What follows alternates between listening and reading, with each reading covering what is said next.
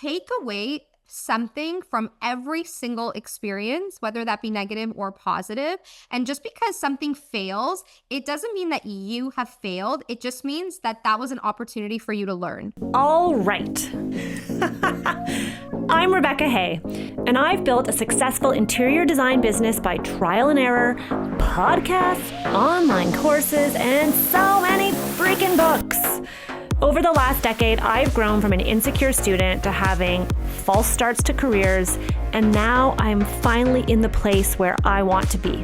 Throughout my journey, it's been pretty obvious that I'm passionate about business and helping other entrepreneurs do the same. Each week, I'll share tangible takeaways from my own experience and the experiences of other badass women to help you build your confidence and change your business.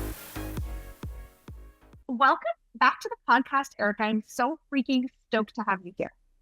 I'm so excited to be here. I know we've had like conversations offline saying like, we got to do this again. And then you finally reached out and you're like, Rebecca, I've made changes to my contract. We need to talk about it on the podcast. I was like, yes, ma'am, let's get it going. So here we are. I feel like a calling in my life was actually like trying to help other people in this industry. And I feel like because I started, as you know, my story from the ground, below ground up, there are so many mistakes that I have made. And I wish that there was anybody to give me any form of advice. So I am always so excited to be able to pass that knowledge on to someone else who I can guarantee is looking for it. Like it's not even a question. Like they are 100% looking for that advice. Yeah, I love that. And that's why we're here. And that's my calling too. So we are two peas in a pod here. Before we dive in, can we just have a moment? Because I want to just acknowledge some incredible milestones that you've had in your business in the last few years since we chatted. You really have exploded. For those listening, Erica is based in Toronto, and you just did an incredible, was it the Princess Margaret Lottery Show Home? It was the grand prize, $7.3 million grand prize show home. Yes. What was that experience like? Like as a designer, and that was your first time doing anything like that, correct? My first time doing anything like that. And if any of your listeners or followers follow me along, I did tell the story last year that I had a blog once upon a time. I want to call it like 2012. And it was a horrible blog. I don't think anybody had ever read it. But in my blog, I used to talk about, I would always go to the Princess Margaret Show Homes. Always, for as long as I can remember. And there was one particular one, and I tried so hard to find it, but it's like Blogspot, and I can't find it. It's been offline for probably like over a decade. But at the end, I signed off and I said, and one day there'll be an Erica Gelman design dream home. And funny enough, when I was writing it, I was like, oh, that's never going to happen. But I still wrote it and I still put it out there. And I can't tell you, like, I wish it was just the most humbling experience. The level of excitement, but also this like surrealness. It was so surreal. And it really felt, it was just such an incredible moment for myself, for my business, for like the Erica that was like knocking door to door, like offering like free design consultations with like little flyers that I had made off of Vistaprint. It was also benefiting the Princess Margaret Hospital. And my dad had actually, he passed away 6 years ago, and he was a patient there. So I'm going to try not to get emotional, but having that experience and having the foundation where my dad was receiving treatment, then we were working together on something. It also felt like a moment for me to be able to give back. So every single part of it was just incredible. Wow. Okay. It's like a full circle moment for you where all of the stars aligned. And I have to say, I love that young 2012 Erica. One day she will design a show, Princess Margaret Show Home, whatever it's called, Show Home.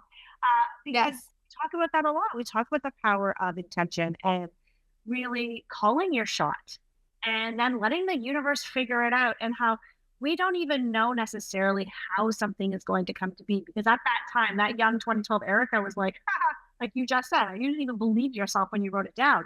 But there was a calling in your heart, and you knew, like you knew deep down intuitively that you would be capable one day of doing that. You were not capable or set up for that in 2012.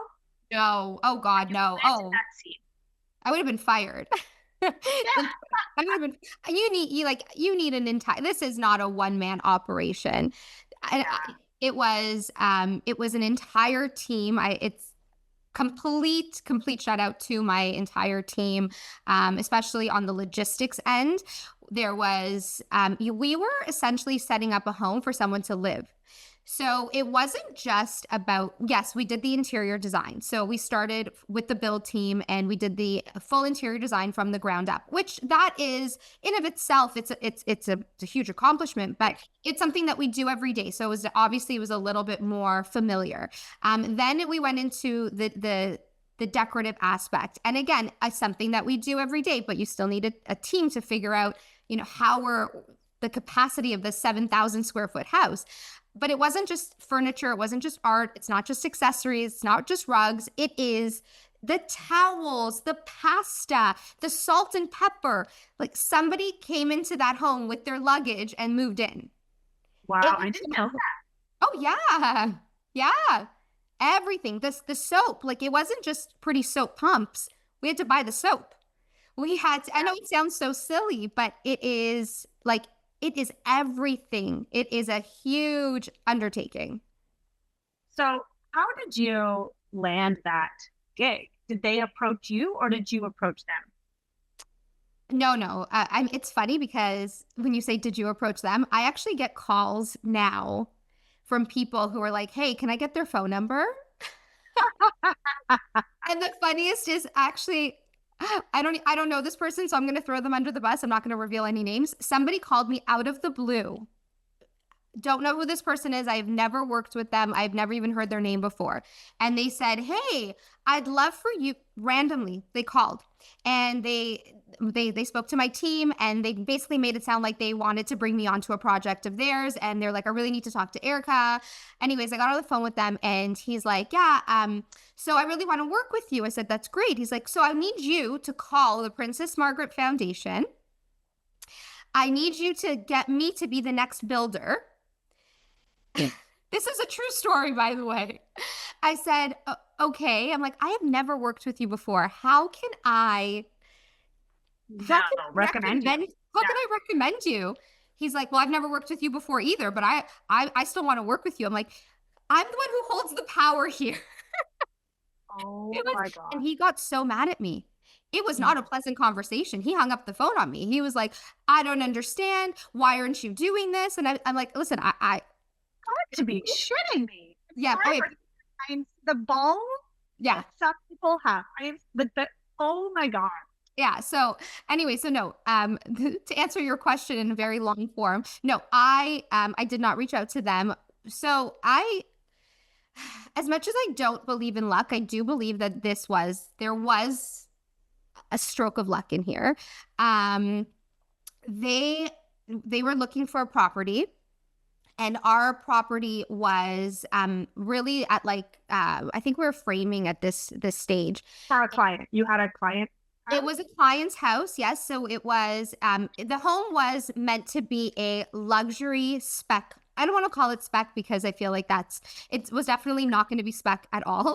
It was a custom luxury build that the purpose was to sell.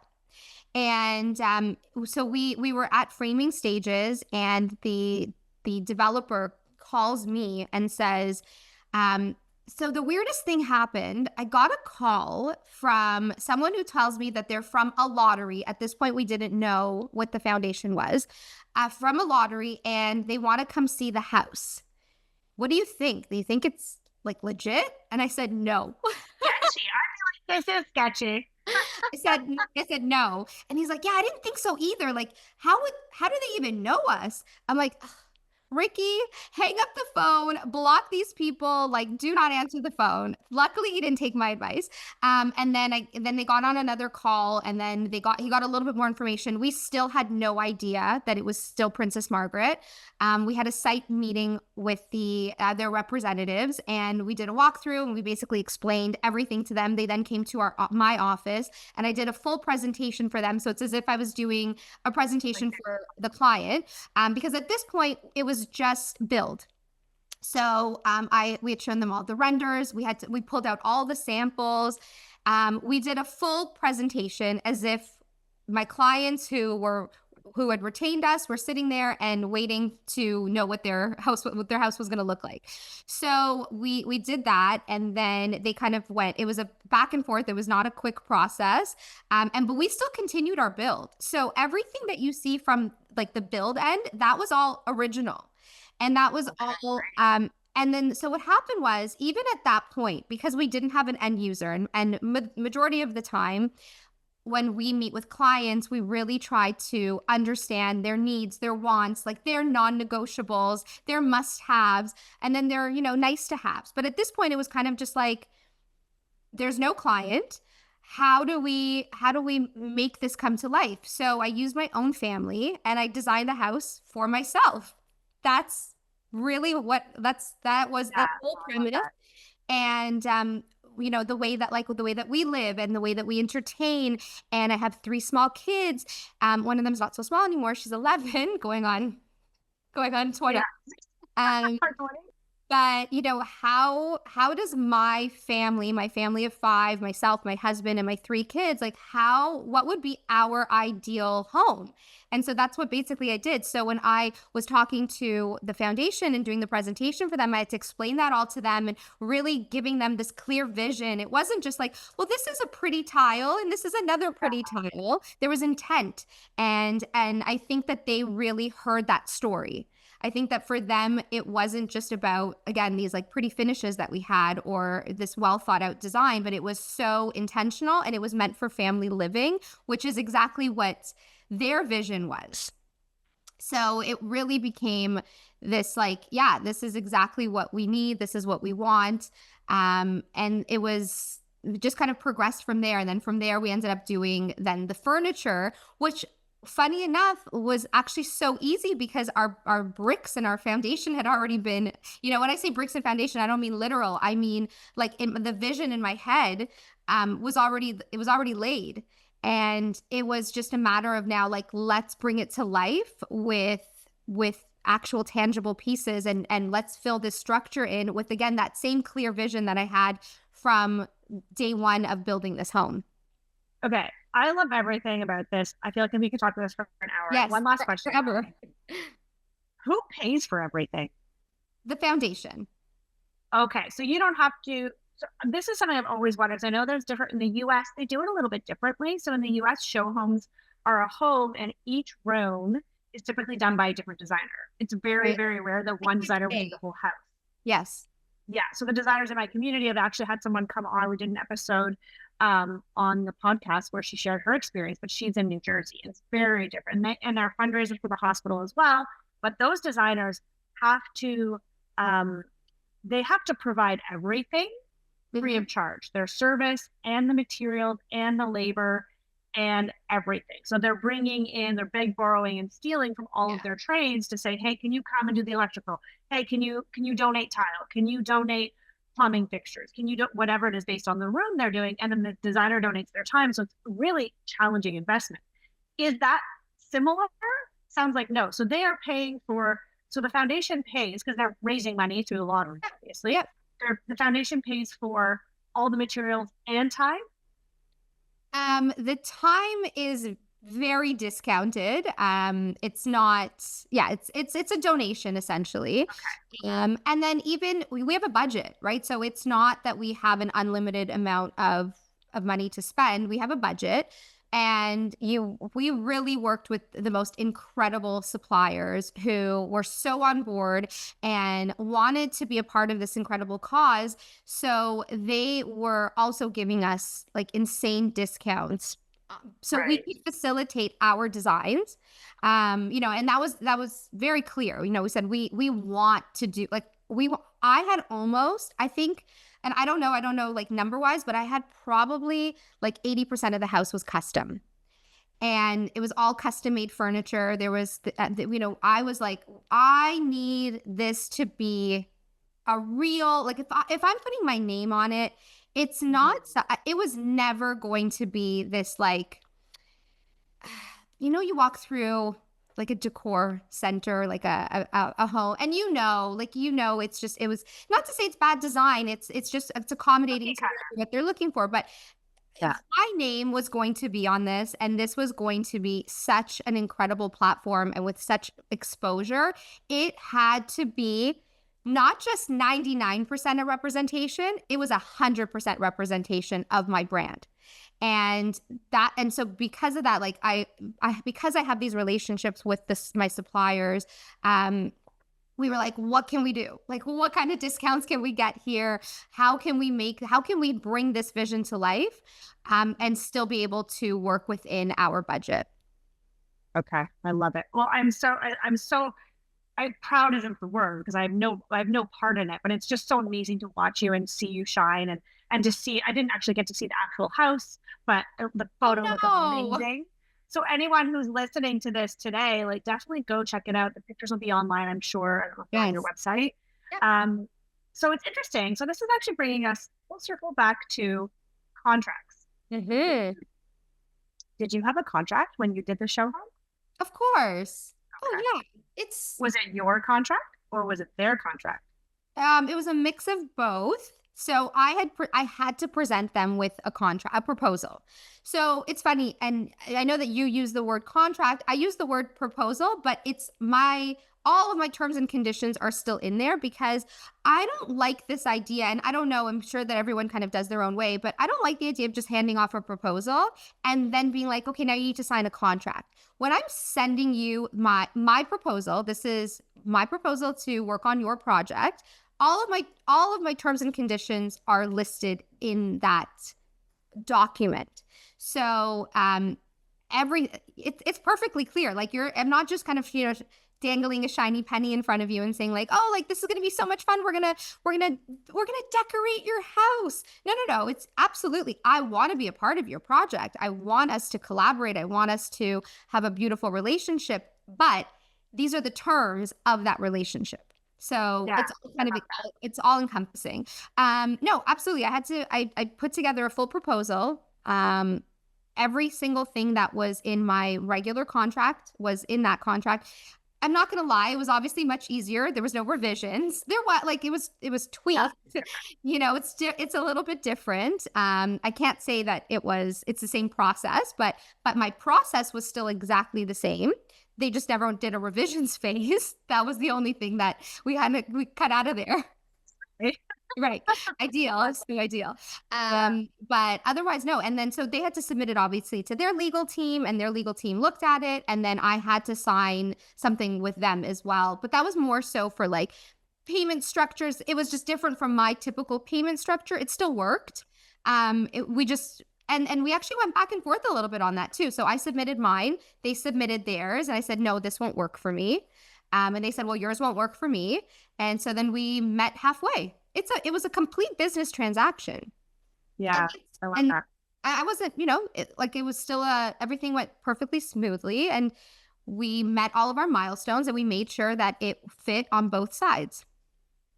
I'm curious, as we go through projects and as we experience working with clients, and this has been my experience, is that we tend to tweak our contract. We're always adding things, right? We're shifting, we're changing. It's not like you get a contract on the internet and an employer looks at it and boom, you're good and gold for a decade. Yeah. That's just not reality. And business is living and breathing. And I mean, I love that you say you do proposal and contract in one. I do the same thing. That's exactly what I teach my students inside Power Process, for the same reason. Why do you need two separate documents? They need to see everything. Like, don't want to surprise people in a contract. What did you learn from the experience with the show home? And I want to talk about all the things you've learned, but was there anything from that particular experience of like seeing their contract and meeting in the middle that you thought, I'm going to tweak something in my contract and learn something here? Or were you feeling at that point pretty secure and happy with what you I have changed my contract since, but nothing to do with them. Okay. So, no, I can't say that because like my contract stayed my contract. All of my terms and conditions stayed the same way. The only difference was like their payment schedule. I think that we had we shifted some dates around, but it was all still reliant on construction. So no, I can't say that I had changed. I have changed since, but again, nothing to do with them. There, Okay. it was pretty straightforward. Let's change. Because the last time you were here, we talked about contracts and you shared a story with us about, and guys, I'm going to find the episode number so that I can tell you to go and listen to that first episode with Erica. But you shared about, I think it was like a sofa or something, and there was a lawsuit. And you learned, so I don't want to go into detail on that story because that's in the other episode, but like, This is also, I feel like this is actually my redemption podcast from the other one. And I'll tell you why. I don't know why, but I did not realize that, like, I knew we were going to be seeing each other, but I didn't realize that it was going to be on YouTube. And I was like in my kitchen, I'm pretty sure in my like sweats. I didn't have my hair and makeup done. And you kept posting my beautiful headshot, which is hair, makeup, you know, a little photoshopping. And then I was like, oh, this is that like Temu ad, you know, like this is what you ordered. This is what you got. So I felt like that would. You're so hard on yourself. Nothing all done. Redemption. Well, you look beautiful. Your backdrop is lovely. So please, if you are listening on iTunes or Spotify, please go over to YouTube so you can see the difference. I love that. Yes. Okay, so hold on. I'm trying to find the episode number. There it is. Nope. Oh, where are you? Let me find it. It's such a good one. So people can go back to. Okay, I don't know. It's taking me a while to scroll through. We have over 300 episodes. Oh, I'm trying to find. I know. Oh goodness me. It's a while back. We'll find it and I'll share it. Okay. So let's talk about what has changed since then. I got to take a deep breath for this one. So much has changed. And I'll say that I feel like a forever student. I feel that when I get to the point where I'm kind of like, I'm done with even thinking of proposals, like I'll probably retire at that point. Like I just feel that every single project, I learn something new. Every single project is different. Every client is going to be different. And the word different doesn't necessarily have to have a negative spin to it. It's just different from what I had previously experienced. And I think that I would say that my terms have expanded. My proposals are now 15 pages. I actually had gone back to see what my proposal had looked like at the time that we had originally filmed. And I think it was, if I'm not mistaken, I think it was like maybe 8 pages. So it's almost doubled since then. Yes. And it's funny because I had met with, I went on a trip with a supplier to Italy and we had met with, I love these trips. I love these industry trips because you sit there with completely like-minded individuals. And, you know, obviously we have tons to talk about, but we have so much knowledge and insight to share, and hearing things from different people and how they're running their businesses. And it always just makes you realize how much more and how much better you can be. We had shared our contracts and there, like one of my industry colleagues who I'd shared the contract with was like, oh, I didn't even think of putting that in there. And I'm like, yeah, it's experience. That's my experience. So from when we had met, which I thought I had a really great contract, and I probably did at that time, but my business has also grown and it's expanded and we have done different things. Just for reference, that was I'm just telling to let everyone know, that was March 16th in 2023. So it's been more than 2 years. 2 years. Oh, yeah. Oh, okay. Episode 147, if anybody wants to go back and watch it. But 2 years. So that's a lot of change. Doubling your contract length and adding all those additional terms and conditions. That's only 2 years. That's not that much time, but yet there's been a lot of change, which I think is cool. Oh, yeah. So my first change in the proposal, and not even in like the contractual stuff, but in my proposal. And this is actually, you know what? Let me even go back to ground zero. I used to be completely flat fee.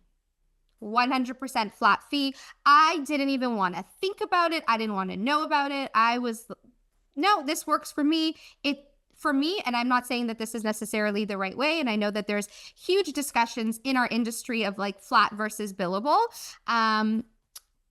It stopped working for me. It's the projects got to be the magnitude that we were working with, the flat fee just did not make sense for my business. So what I've done is so again, used to be flat fee from concept to execution, all inclusive buffet. You can get as many plates as you want and fill them up, and nobody's charging you anything extra. What I ended up realizing was how much was unknown in the process. And because of those unknowns, I really had to take this approach of what can I control versus what can't I control. I can control my first two phases of my step process. So the way that I kind of see the project is it's divided into 3 phases. So I can control the first 2 phases. I can control how long it takes for us to do the space. And I'm talking about, I would say more so design. Decorative is similar, but it's a little bit different. So when it comes to design, so if we're building houses from the ground up or if you're renovating, so the space planning, the getting to know the clients, really kind of really starting a foundation to the project. I know how long that's going to take. I know how long our design phases are going to take. So I know how long our floor plans take. I know how long our construction packages take. I know how long the development of the design takes, the sourcing, all that. That is all controlled by me. So that's done in-house too, right? And you don't have a lot of external factors. No. And if we go a little bit over, that's our problem. If we go a little bit under, there's a little win there.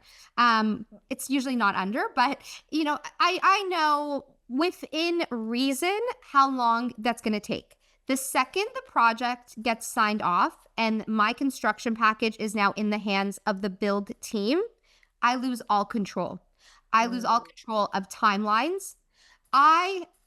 And when I say I lose all control, I don't mean I lose control of the project. I lose control of how long the project is going to take. So let's say, and I'm just going to throw out some easy numbers to work with. Let's say for my implementation phase, I charge $10,000. I don't, but let's just pretend I do. So I hope you charge more than that. A little, yeah, I charge that. Okay. I'm just calling out an easy number. So let's say I charge $10,000 for the implementation phase. And now in my head, I'm thinking, okay, it's going to take a month. Again, what's ever going to take a month? Let's actually talk kind of like more realistic figures. In my head, let's say something is going to take a year. And we just worked on a project where we thought it was going to be done in about a year and a half. And we're on to year 3. Oh my God. And luckily for these clients, their contract was still flat fee. So I will tell you for a year and a half, I have lost all that money. Anytime your team is putting in, the money's gone. And I had this conversation They're paying them out of pocket. With my team actually yesterday. I was like, we need to be super mindful. The customers have paid us and they've retained us, and I want to give them exceptional service where we can. But unfortunately, we cannot keep on having review meetings and keep on having sit down. We just can't. We cannot, because this project has gone a year and a half over. And again, I don't have one person that works on it. There's also myself included, but there is usually anywhere between, as a bare minimum, 3 people as minimum, including logistics, sometimes 4. So depending on if there's like a lead and then an associate and then someone from logistics and then myself, like there's 4 people working on this job. So you have to understand, Rebecca, business owner. Yeah. Wow, that's a lot of money. Yeah. It's a lot of money. And when you're working on smaller scale, it's manageable. So, you think you're doing a renovation and it's going to take 3 months and you guys end up at 4 months. You should have a buffer. But when we're talking about years, Yeah, that extra month isn't going to accrue too many hours that you're like, oh No. my gosh, now what do I do? I'm running out of money in the bank. But a whole Yes. extra year and a half, if you're not flush with projects that can help support your team while you're still working on the project that's been paid and done for. Yeah. Wow. Big lesson. Huge lesson. It wasn't even this particular project. It was actually another huge project that I had worked on. And again, I walked into it with a flat fee and thinking that was the right way to go. But also they had a different turn of events where we had to go back to the drawing board we had to reverse engineer. There was budgetary concerns there, which is not untypical. It's very typical, but I had just never experienced anything at that scale. So I didn't know. So when you walk into the unknown, you have to be learning a lesson. If you come out of it not learning a lesson, well, I don't know if there's major benefit to that. So so as of, I would say, this year, I have changed all of my new proposals. So what I do is the first two phases, which is everything that we supply for you. They're all milestone. They are a complete flat fee. Everything is included in there in my proposal. So it's a complete step process. So it's not a step process like we're going to come in and measure. That's not what it is. It is, this is what you're going to receive in presentation number 1. This is what you're going to receive in presentation number 2. I also have the location of my presentation in my proposal. And I know it sounds so redundant to say that, but when you have the location and that your client says to you, oh, hey, by the way, can we meet at my house instead? Yeah. Everyone needs to be mindful of if you are putting a proposal out there, do it in the exact format that you want the project to go. And I have the time in there. So I say approximately, and like, I don't stick within that, but I'm also, I say 2 to 3 hours. So if we're going on to like 8 hours, which I have been in an 8-hour presentation, I will cut it off and I'll say, we're going to need to revisit. We're going to need to. Also, like, there's a point where no one can retain information, especially clients. It's too much. But that is interesting. I've never thought of having that in the contract, the time frame for the presentation. Like, here's what it would typically take. And you could even say, should the client wish to extend and have further conversation, an additional time will be booked at an additional fee or something like that. Yeah. And I'll tell you, I started putting that in there because I had a client who was super busy. He ran a probably billion-dollar company, and I loved it. I actually learned so much from his time management because he would give me 15 minutes. We would meet on Zoom. He would give me 15 minutes. If we went on to minute 16, he was like, okay, we're going to have to reschedule. Like, we're going to have to book in another time slot. He was so time efficient.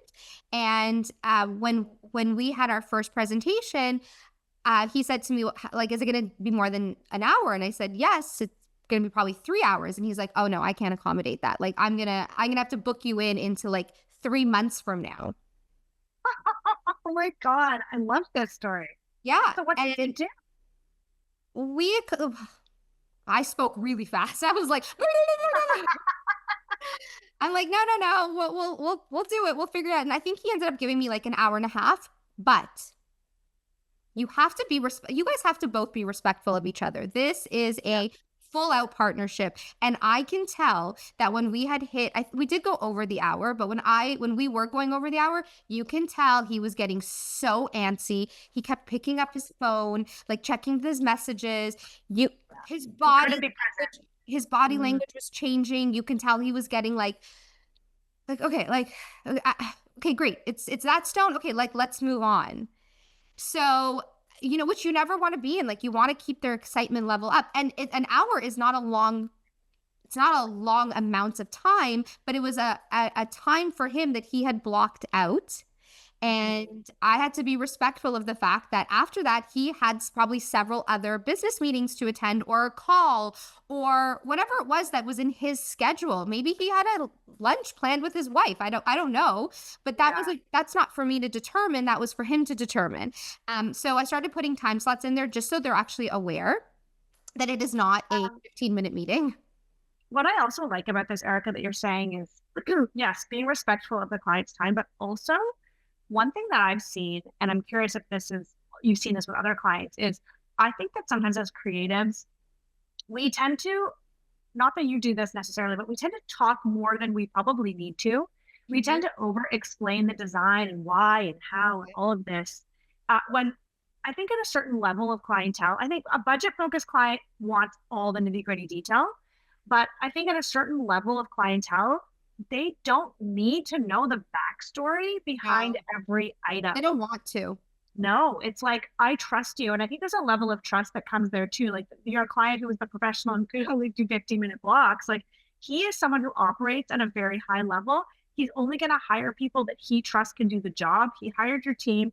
He trusts you can do it. Just tell me it's going to look beautiful. I trust you.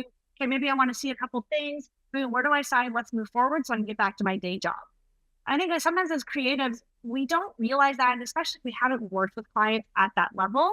Yes. But for the designers listening, if you are craving those clients, like you need to get really succinct in communicating. Yeah. And really my God. be there to deliver for them, because at a certain level, those clients don't need so much touch. They don't need such a high touch. They just want to know that it's getting done. So have you seen that with other high level clients? Absolutely. So I will, and it depends, like this particular case, his wife was coming with us, but she didn't really have too much of an opinion. So she was attending the meetings, but she wasn't the decision maker at all. And you're either having the decision maker for the design, and then there's the decision maker for financial. Sometimes it's both. And you have to, that's part of the psychology of working with clients is figuring that out. So the clients that we've had that are very time conscious, they usually don't come to the meetings, and they'll send their wife, their representative, who is going to be the one who is involved in the decision making for design. And they want to know all the details. Like they want to know that this bathroom was inspired by the Prada Cafe in Milan in the pop-up shop. Like they want to know, right? And I say that because that actually happened. They want to know all those like nitty, and they have the time, and they want to hear about it, and they want to like have this emotional connection. And one thing, and Rebecca, you like hit the nail on the head. We as designers and creatives, you really should have an emotional connection to your design. If you're just pumping things out in your AI at that point, like you're not going to go too far. You really do need to have an emotional connection to what you're doing. And sometimes we get offended when the clients aren't emotionally attached. But we have to understand that it's two completely separate worlds. This is our world, and we should love it, and we should be so proud of it. But sometimes they're coming to us because they do not have a sense, and they don't have an understanding, and they will never feel what you feel towards that taupe. Like I could look at a taupe and like, oh my God, this is the most beautiful color. And I think I've actually learned that more so from my husband, who it's so funny. We are like completely opposites when it comes to like, he's very A-type and very structured. And I'm like, things are just going to be fine. He's like, and when we were doing our home, I was like, but like, look at this white. And he's like, that looks like the same white that you showed me right before. I'm like, no, that was yellow. What are you talking about? And he's like, okay, it looked white. It was, I'm like, are you? And I get so offended. I'm like, how do you not see Chantilly lace? It's a pure white. There's no undertones. Nothing's going to be pulling out of it. There's no blues. There's no greens. And he was just looking at me and he's like, white. Whatever. Yeah. So I think that we just need to, again, part of the psychology of design and running your business is understanding who your client is. And again, if the creative decision maker wants to be involved and they have the time and they want to hear all about the inspiration and they want to hear every nitty-gritty detail, great. But if you have two people who are on a time crunch or one person, whoever it is, whoever the client may be, I don't want to put anyone in a box, whoever that client is, it could be a single person, it could be a corporation. Like when you start working with people that are there's no emotional attachment because maybe it's not even their home. You really Yeah. have to know and understand who your client is and tailor the way that you deliver to them. And that doesn't mean that you have to change your process. It just means that, again, you are coming together. This is a business venture that you, and every part of that business venture really just needs to be thought out the same way that you would start any other business. Yeah. I love that. So really getting clear on what parts of your contract Yes. could you be specific about timing, right? Like where could you be within flexibility? You can give buffers. Revision. Yes. Okay. Should we talk about revision? Yes, please. So Everybody hates revision. No designer I know loves dealing with revisions because they tend to they take on a life of their own sometimes. You think you're holding a firm line and you're saying there's one round of revisions, but then there's like one little additional email ask. Oh, we could probably include that. And then weeks later, you're still going back and forth. So let's talk about that. Yes. What to do? What have you learned? What have you changed? Yes. Oh my God. I'm just going to take so many things. So we'll try and do the highlight reel. So I used to have my revisions only in terms and conditions, and I thought that was enough. My terms and conditions are like font, I don't know, 2. They're not. They're probably font 5. And as much as I think that the client is reading it, and I used to go over and read the contracts with them, I don't think that they are getting everything. There's probably key elements that they are grasping and they're understanding, but having that in your terms and conditions is one thing. Having a super clear identifier in your process is a whole other, because it tells the client this is the time for revisions. And we used to do revisions as they come. So we usually have 3 different design presentations, and we usually do it per floor. So what we used to do is after our meeting or our call or whatever, our presentation, we would do all the revisions, send them off, and then it became this kind of game of like ping pong. And what ended up happening, I said, no, we are going to have a strict revisions phase. And it's going to be after they've seen everything. And what I will say is we will make adjustments if it's something that's like super major. And we will tell them that though. So we'll make this one major change because it could potentially have an effect on something else, but everything else will be clarified and shown to you within a revisions phase. So the revisions phase is 100% part of my process. It's clear as day. You cannot miss it. It is just as big and just as noticeable as their design presentation and what they're going to see within that design presentation. So what we do is we take notes after every single meeting. We send it off to them. We tell the clients, these are the notes that we've had throughout the meeting. These are the changes that you've requested.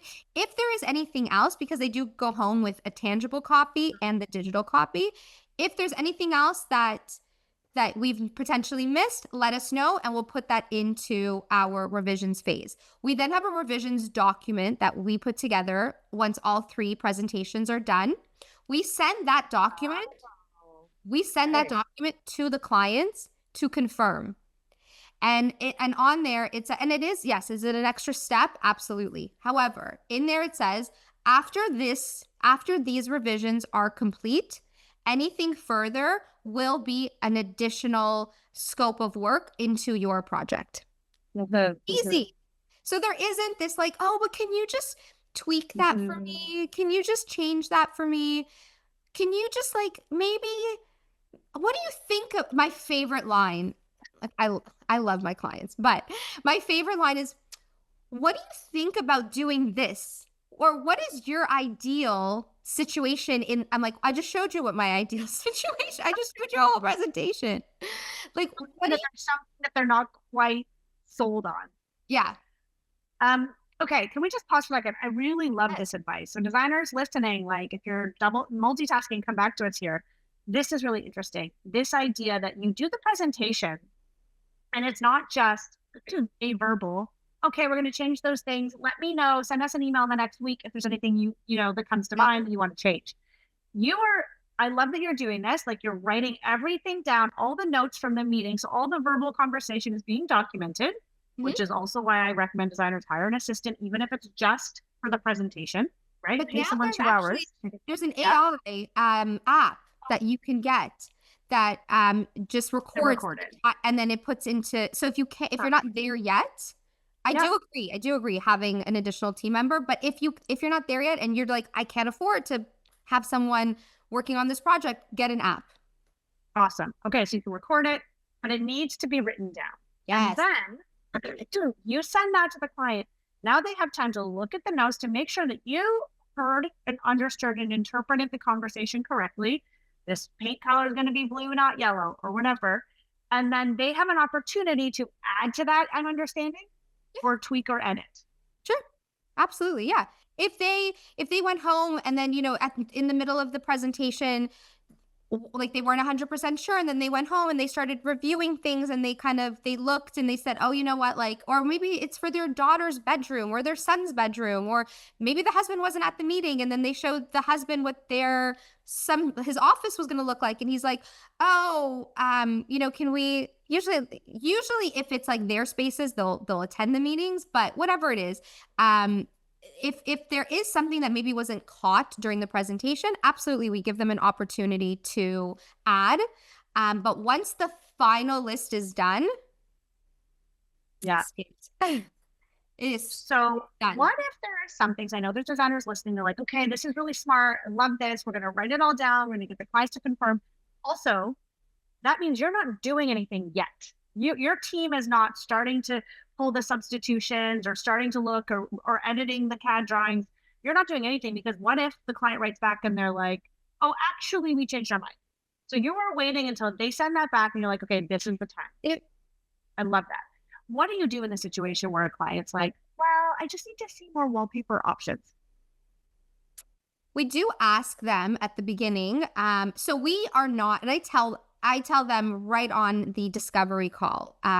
If I start, I tell them our process, and our process is we go and we source everything. Sourcing is not a day of shopping. Sourcing is a resource for us to be able to implement a proper design.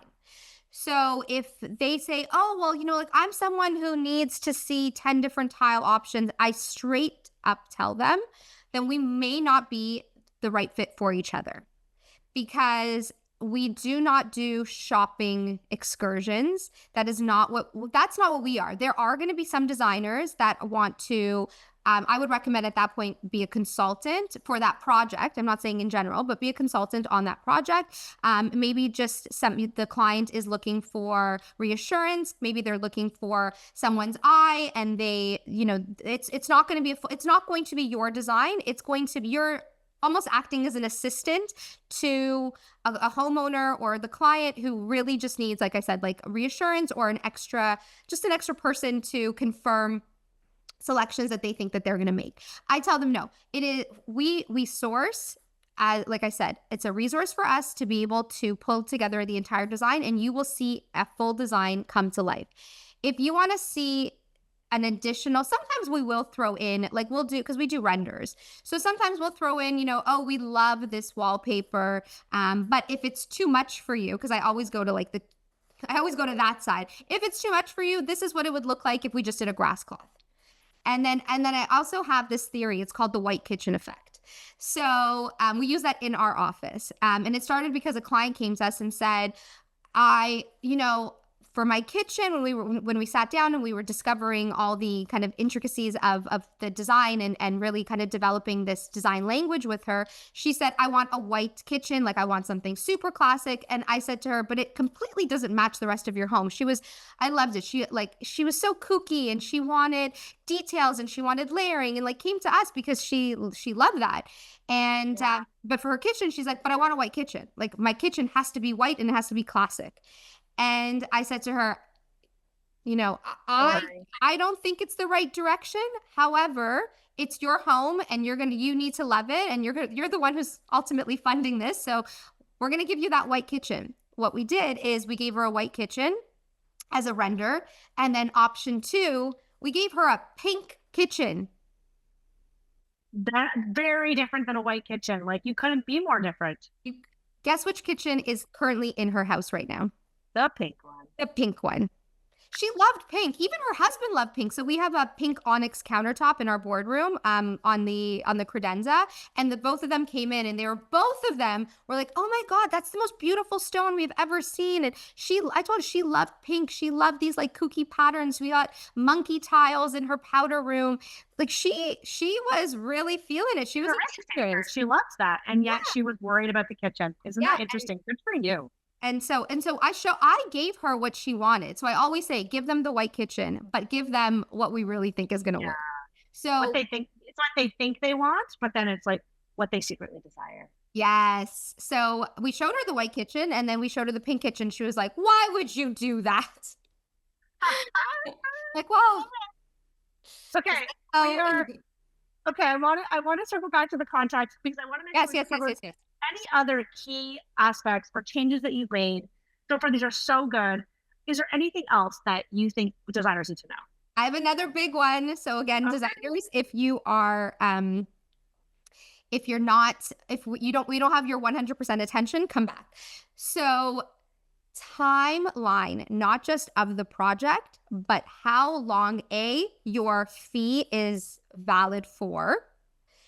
B, if there is no communication with the client, and I will tell you why, because I got a why to everything.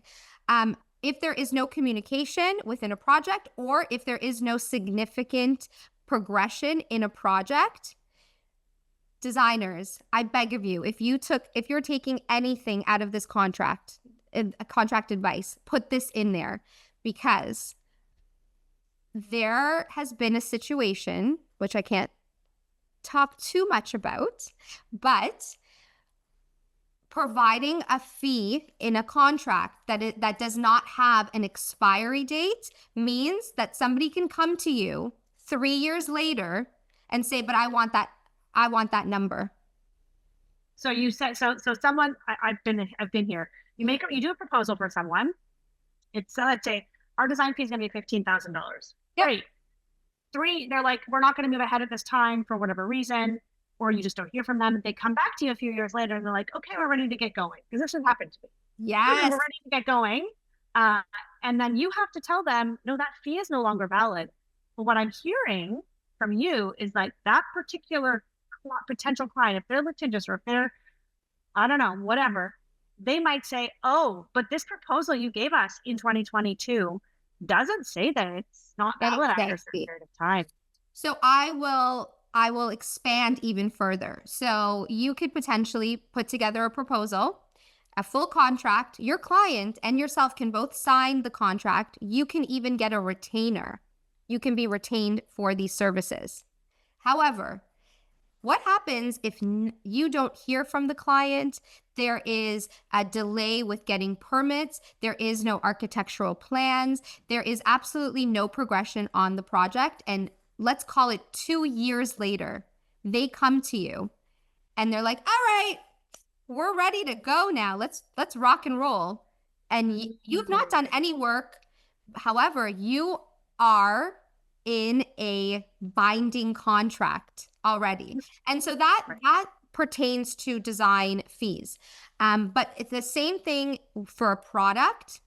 The same thing with any part of your any part of your proposal, your contract. There has to be an expiry date. So this fee is valid for 30 days, 90 days, 60 days, whatever that is. I have something in my contract now, in my terms, that says that if there is no progression on a project for 6 months, then we have to revisit the fee. We have to, because at 6 months, so many things can happen. Also, if somebody disappears for 6 months and then they come back and now you cannot put them back in queue. 6 months ago, you could. 6 months ago, you had the capability, you had the resources, you were able to fit them in. Okay, let's go. Let's start your project. In 6 months from now, you could be knee deep in other projects. And now they come to you and they're like, "Okay, well, I signed a contract with you. I'm ready to go. Like, let's start this." And then you have to tell them, like, you need to wait. Right. You don't have the capacity. You don't have the team. Like, you don't.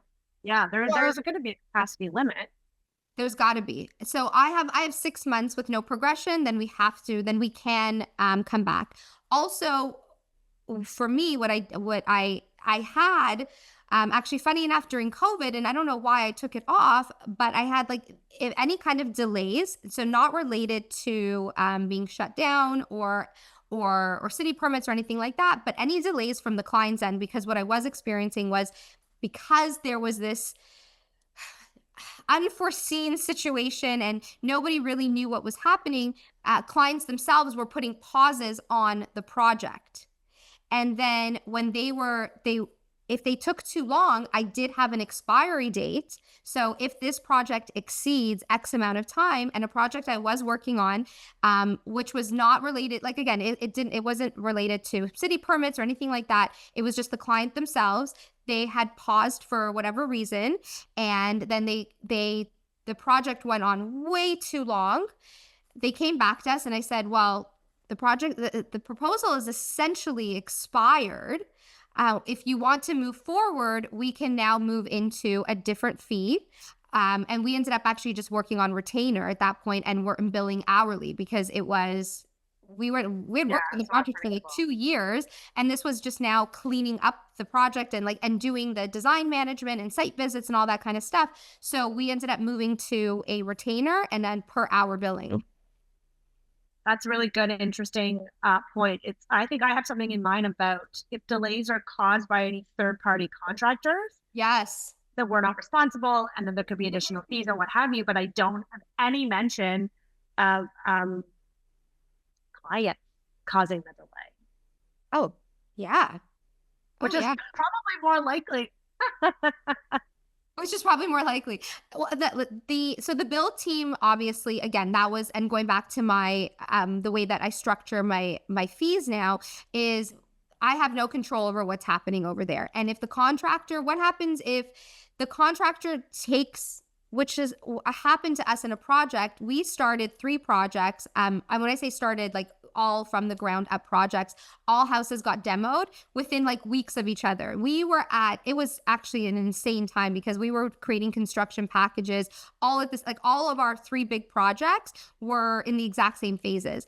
And one of the projects ended up being finished. Both of them ended up being finished within the same time frame. And another one took an extra year. Wow. So yeah. Because of the client. No, because was just because of third party delays. To be honest, I don't know exactly who caused these delays. I think it was just an overall, just the way the project had moved, but it was an extra year longer than the other 2. Right. And your team is still having to work on that, Absolutely. even though they probably, wow. Okay. We are at our time. I want to hear okay. I can be here all day. If you want to stand a few extra minutes and we can cover a couple more things, but I don't want to keep you. And I do have meetings coming up, but this is so good. I think honestly, I mean, again, the structure and the making everything super clear and super identified. That's, I would say, check 1. Check 2, do not forget the time frame, because that will, especially if you are someone who is working on a flat fee, that is going to be your make it or break it. And unfortunately, you can go under as a business. And I hate to throw this negativity out there, but you could, if you're running a business and you have to ensure that you're paying salaries and rent and all the utilities and all the things that you have as your monthly expenses, and you now are dealing with a huge loss, you need to protect yourself. And that's what the contracts are for. And I know that was something that we had mentioned last time we spoke, and I'm guilty of this. My contracts were completely one-sided to make the clients feel comfortable and make them feel that I was there to, I was going to be there for them, and I'm not here to gouge you or any of that stuff. And it was completely one-sided.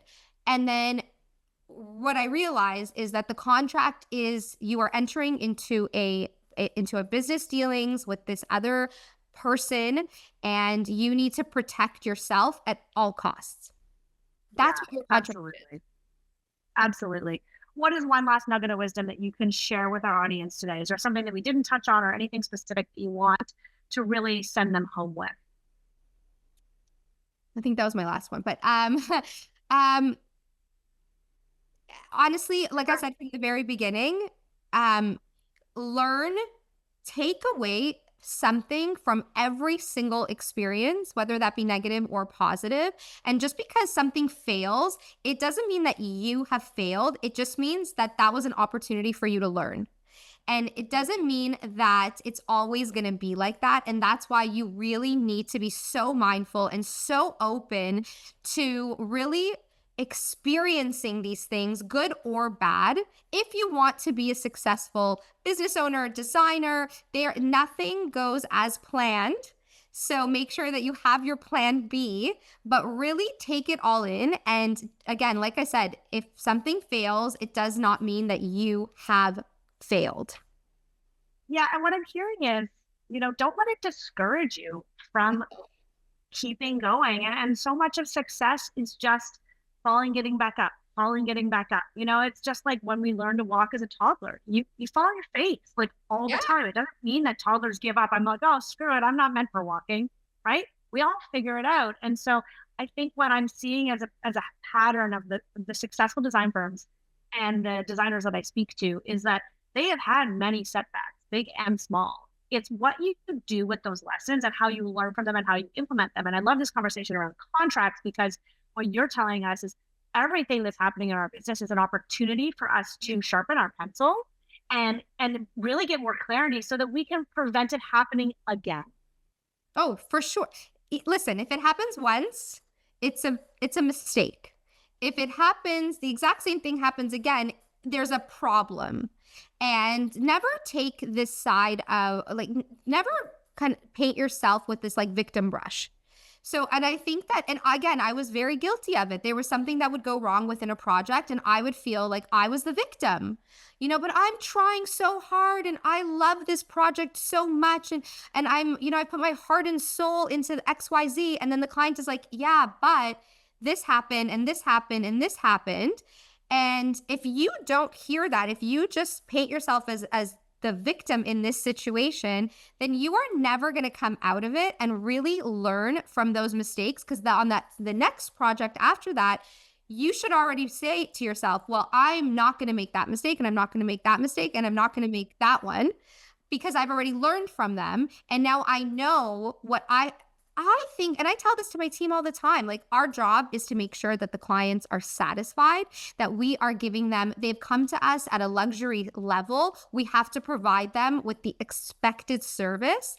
But at the same time, understand that they have an expectation from us, and our expectation is that, or the expectation is that we deliver. So we have to know that if there's a mistake that had been made, make sure it's never happening again. And it's not a them problem, it's a you problem. You need to figure that out and you need to change that.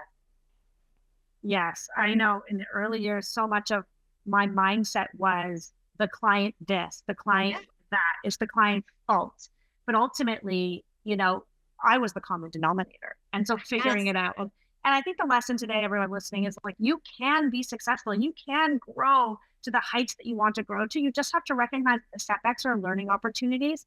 And what Erica's given us today, thank you so much, are some really concrete, tangible tactics that we can use, that they're actual things that we can change in our contract to protect us.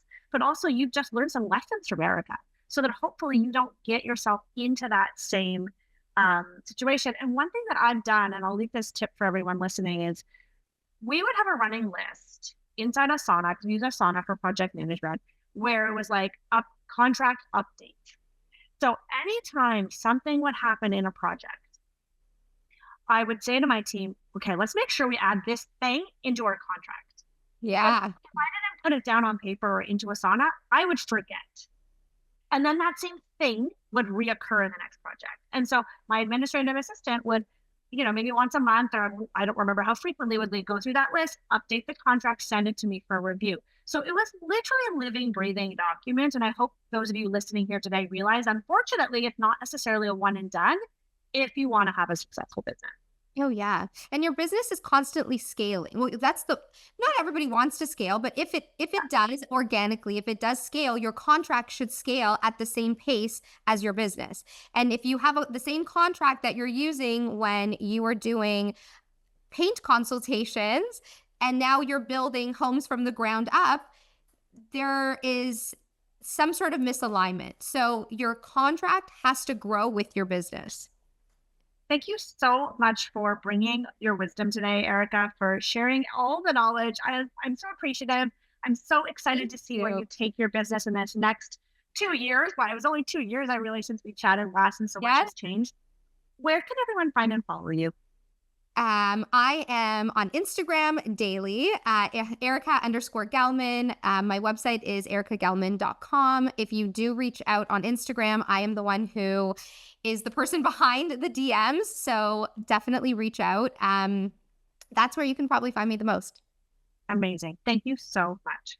Thank you. Thank you for having me. All right. I mean, how great is Erica? Thank you, Erica, so much for bringing all the knowledge, all the wisdom, and just openly sharing, like sharing so candidly. There's so much power when we get together and we share. And that is what I love about this community. That's what I love about the programs I've created, because we get designers together in community. And that is where the power is. We learn from each other so much more than when we just sit there and we Google something or we're trying to find the answer. Hearing real-time stories, real life experiences, and how they've shaped a business is so impactful. So guys, this is your wake-up call that if you don't have a contract, you need one. Go back and listen to the first episode that I did with Erica, because there's some very different nuggets that are just as valuable in that episode. And I can tell you right now that that is episode number 147. It's called Protecting Yourself with a Contract. And if you guys really enjoyed the talk that we had about designing a show home, I have an episode with Jennifer Muirhead. She's one of my poppers based in the US, and she has done a show home as well. We did an episode 154, is the ins and outs of designing a show house. It's also very interesting in a different aspect. So thank you for listening, guys. I'm sure you took a lot away from this conversation. I'd love to know, is there something we missed? Send me a DM. Is there something we missed? Is there something about contracts that you want to know more about? Is there an area that you're struggling with? Please let us know so that we can come back on and answer your questions and really share even more in depth with, which I can't even imagine doing, because that was already so good. Please give Erica a follow on Instagram. And I would love it if you could share this episode with your designer bestie. Do you know someone who could really benefit from this conversation? Please share it with a friend. The more we share our knowledge and our learnings, the stronger we all become. And as an industry, I think we can elevate. So please do share this episode, and I will see you soon.